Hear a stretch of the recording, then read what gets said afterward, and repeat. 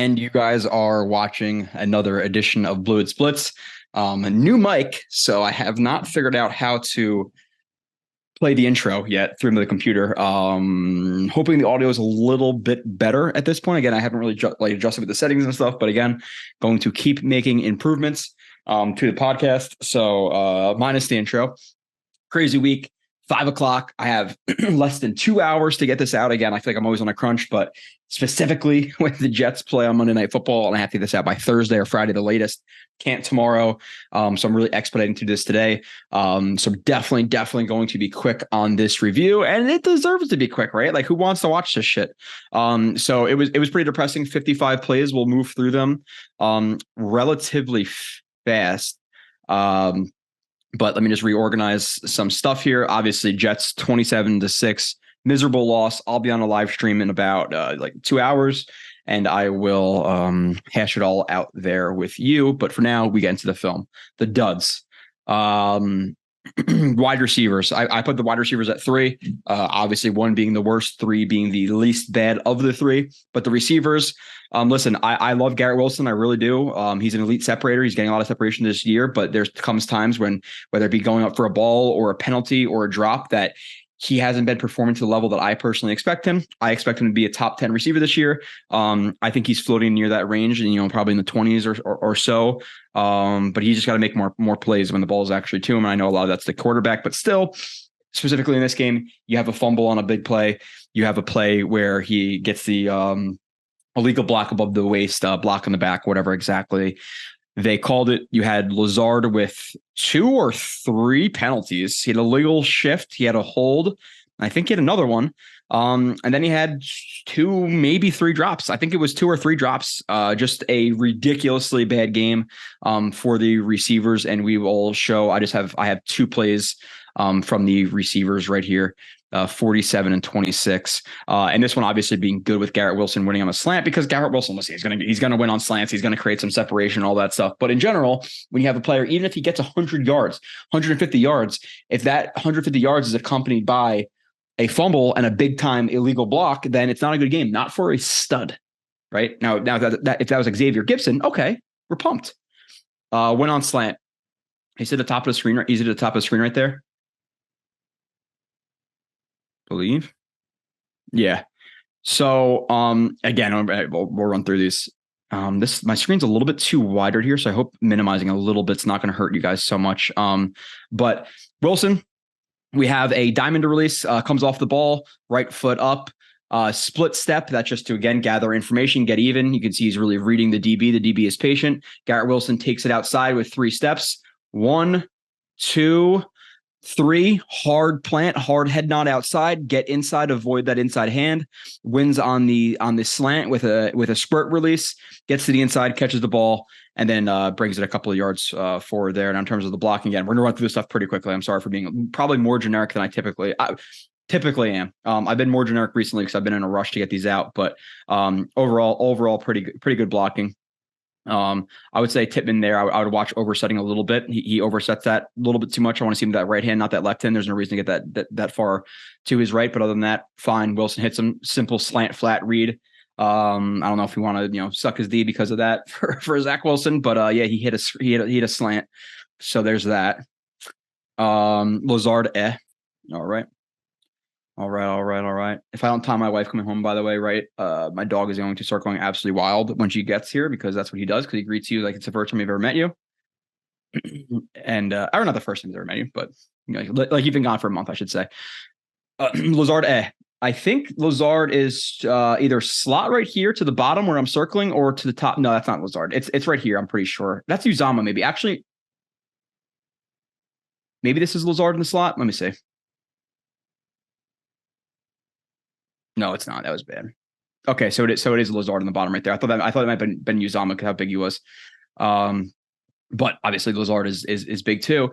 Now for this, he's just running a slot fade to the outside, trying to win to the outside shoulder. Now honestly, not even with that being said, I was going to say, okay, I want to see Zach Wilson put that more to the outside shoulder, and maybe I do, if I'm being really, really nitpicky for Lazard, but Lazard times it well, finds the ball, and what he doesn't do is catch it like an NFL wide receiver. So we have slot fade again. Wilson reads it. I'm going to assume, and again, we're not getting to the Zach Wilson stuff. 1 to 2, 1 with that safety dropping down there. No, he's going to go to the 2, then to the 3. If the 3 is even a part of the progression, and he throws it to the 2 because he sees the good leverage and all that stuff. Pretty good blocking by the offensive line for the most part. Tomlinson let a little bit in there, and then he throws it. And again, pretty good location. Nitpicky Joe. You want to call me that? I want that more here. So we can attack it instead of being here where the defender has a good chance on it. But let's look at how Lazard attacks the ball. Underhand and trying to catch it with his chest. It wasn't even going to hit him in his hands if he tried to. It was going to hit him right in his chest. So, hey, 6'5", let's use our size and box some guys out and maybe high point the ball. Guy's been terrible. I told you he's going to be terrible. I'm sorry. There's going to be a lot of I told you so's in the stream tonight, I think, because all the shit that's been going wrong, people are bitching about.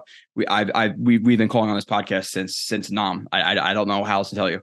And I'm going to sound like a douche continuing to say it, but it's true.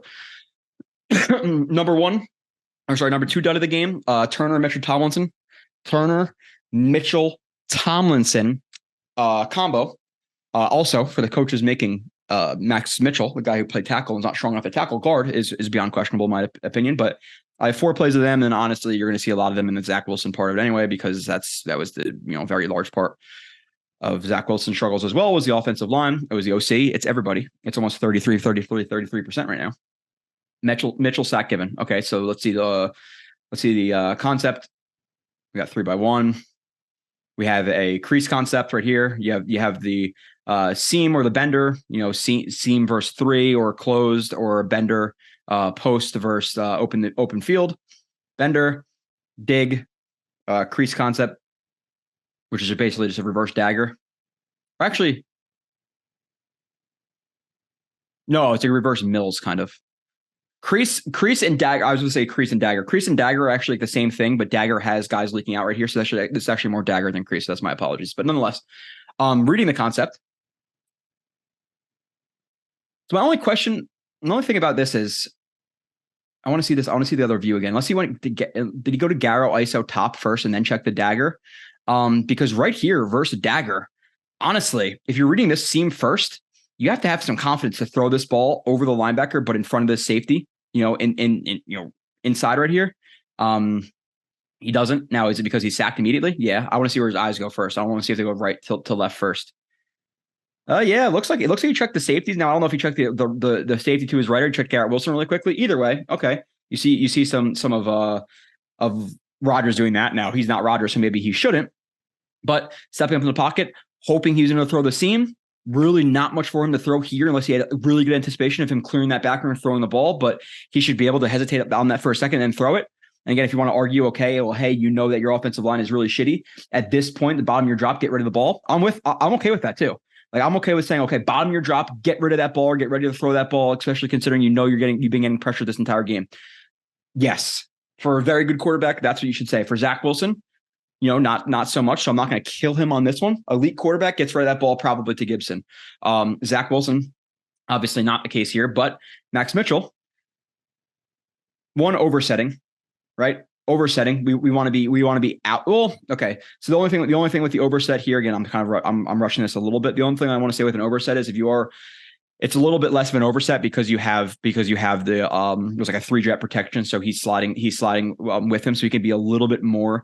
He could be a little bit more aggressive to the outside right there, knowing Tippmann's there. But with all that being said, we still want to get contact, right? We still want to get quick contact.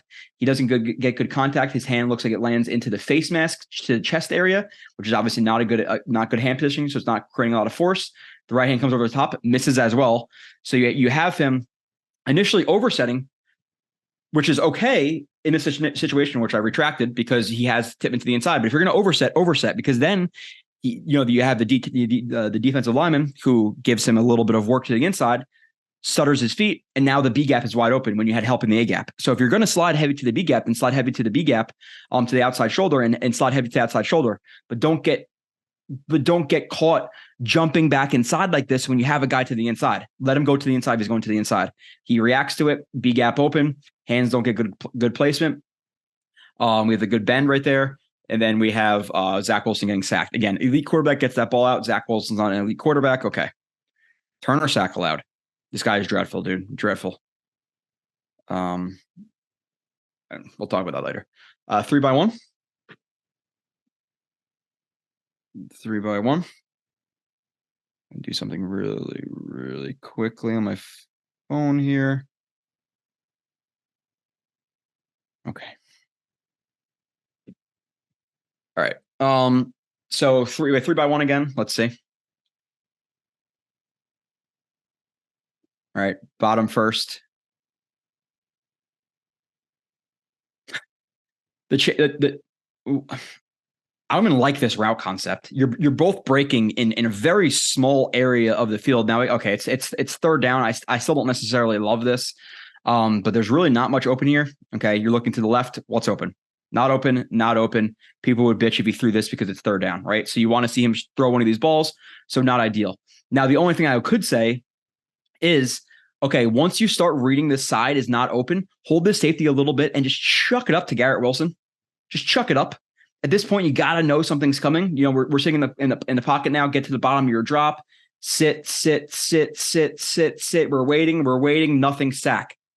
Get out. Step up in the pocket. Move. Do something. Realize, hey, these guys are covered. Let me throw to Garrett Wilson. This safety is working towards my eyes. It's a one-on-one situation with Garrett Wilson. Throw the ball up. He takes a sack, sitting in the pocket forever. That's a bad one. The left side again. Not much open. Still not much open, but you got to have some pocket presence. You got to know, which, hey, we'll talk about this with Nathaniel Hackett too. Nathaniel Hackett, you know, third down, have to have it. Longer yardage situation. Let's leave Billy Turner on the island with Joey Bosa. Which, by the way, I don't want to get into Billy Turner too much because I think he might be out for the season and he sucks anyway. I just don't feel like breaking down shitty tape. Opens his hips up way too early. He's very high in his punch. He's leaning for pressure. His hands don't even get close to landing on the shoulder. They land around his helmet. He gets bull rush forklifted through right back into Zach Wilson. Easy as that. Billy Turner sucks, right? We have a bad stunt pickup by Mekhi Becton and Tomlinson. You got to see Becton needs to have more of a drag hand here and be more aware that, hey, at this point, look at Mac's body language, looking inside, gearing down, looking inside. Oh shit. Now the stunt's happening.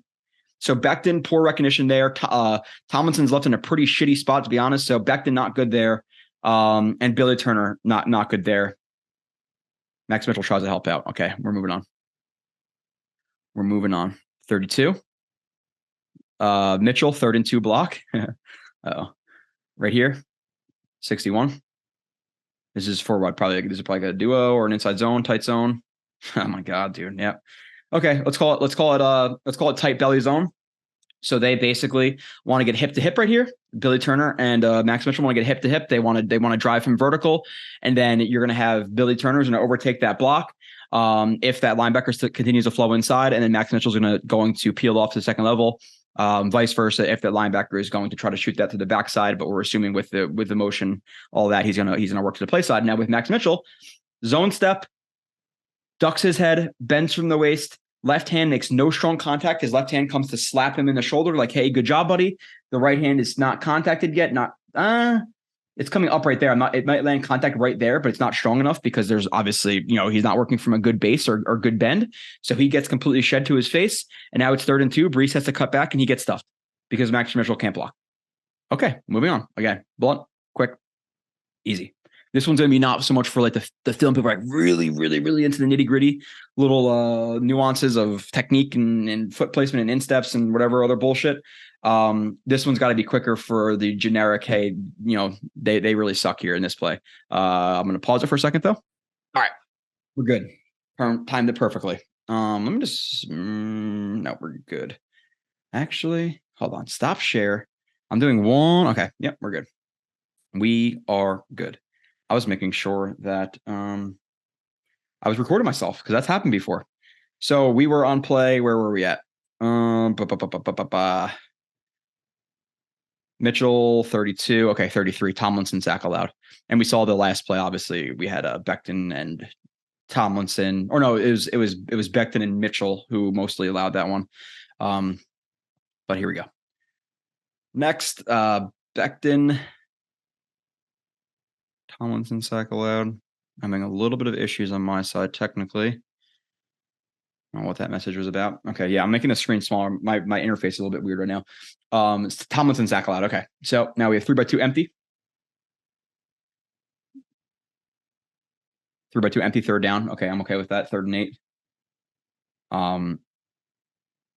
Vertical clear out.